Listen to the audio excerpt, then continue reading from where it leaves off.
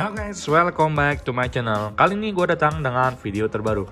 Oke teman-teman, di video kita kali ini gue akan sharing tentang kelebihan dan kekurangan yang ada di iOS 15.7 yang udah gue pakai selama 2 hari di device iPhone 7 teman-temannya. Jadi untuk iPhone 7 ini mendapatkan software 15.7 ini di kode number 19H12 teman-teman. Gue nggak tahu ini adalah update terakhir untuk iPhone 7 ini atau masih adakah iOS 15.7.1-nya, gue belum dapat kabar resminya. Tapi selama gue pakai ini selama 2 hari di iOS 15.7 ada beberapa kekurangan dan juga ada kelebihan yang gue rasakan di iOS ini. Tanpa banyak basa-basi, kita masuk ke video pembahasan berikut nih. Let's go guys. Nah, kelebihan yang pertama adalah dari performa gamingnya di iPhone 7 gue ini yang bener-bener sangat berbeda dengan iOS sebelumnya. Jadi di iOS sebelumnya kalau gue main PUBG atau gue main Mobile Legends itu gue ngerasain namanya kadang-kadang ada frame drop dan kadang-kadang ada lag sedikit, walaupun itu nggak mengganggu performa gamingnya teman-temannya. Di iOS 15.7 ini ternyata ini untuk gaming keren banget guys. Pas gua main PUBG itu bener-bener smooth, walaupun settingnya hanya di smooth balance ya teman-teman. Kalau untuk main Mobile Legends apalagi guys, nggak ada masalah sama sekali dan gua ngerasa keren banget. Sampai gua bertanya kepada teman gua, guys ini iPhone 7 gua, ini bener-bener iPhone 7 nggak sih? Kok gua main gamenya bagus banget?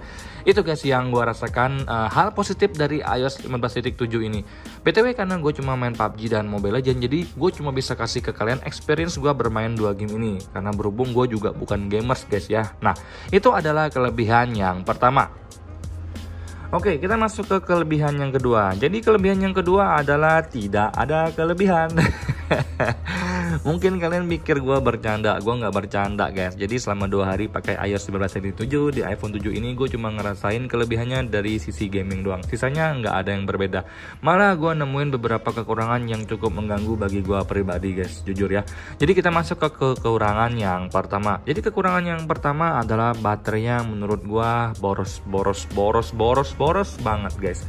Gue main PUBG selama 10 menit karena gue kena tusun itu udah habis 8%. Gue main Mobile Legends 20 menit itu habis 23%. Di iOS sebelumnya gue main Mobile Legends 20 menit gue cuma habis 17% baterainya. Untuk SOT standar pemakaian sehari-hari juga gue nggak dapetin lagi di angka 3 jam. Itu gue cuma bisa mentok di 2,5 jam sampai 2 jam 45 menit guys. Jadi hal ini cukup mengganggu gue dari sisi baterainya, dimana gue berharap di iOS terbaru ini baterai lebih awet. Tapi yang terjadi adalah baterainya gila-gilaan borosnya guys ya. Oke, kekurangan yang kedua adalah iPhone gua cepat panas, dan panas yang ditimbulkan itu nggak ngotak bagi gua secara pribadi.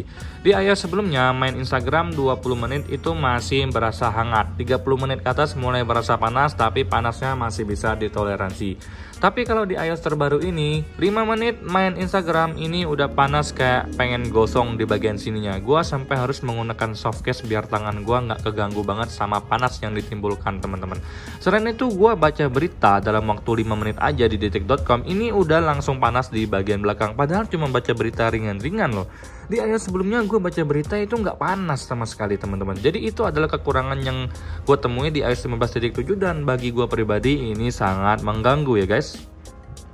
Oke, kekurangan yang ketiga adalah sering gue mengalami yang namanya force close di suatu aplikasi. Gue lagi main YouTube tiba-tiba dia force close. Gue lagi main Instagram tiba-tiba dia force close. Dimana di iOS sebelumnya gue nggak pernah ngalamin yang namanya force close. Mau di 15.5, mau di 15.6, 15.6.1 itu nggak ada yang namanya force close di iPhone 7 gua. Tapi pas di iOS 15.7 ini yang paling sering adalah Instagram yang sering force close. Main YouTube juga sesekali gua mengalami yang namanya force close. Gua nggak tahu ini device gua yang udah mulai jadul atau gimana, tapi sejak gua update ke 15.7 force close itu adalah makanan rutin. Dimana hal ini semakin lama kalau dia semakin sering semakin mengganggu buat gua teman-teman. Jadi itu adalah kekurangan ketiga yang gua temui di iOS 15.7 ini guys ya. Oke teman-teman, itu aja kelebihan dan kekurangan yang bisa gua sampaikan ke kalian dari pemakaian gua selama 2 hari. Ya, ini mungkin baru update iOS 15.7 dalam waktu yang singkat ya teman-temannya, belum sampai seminggu atau belum sampai sebulan. Mungkin nanti akan ada perubahan jika sudah pakainya agak lama guys ya.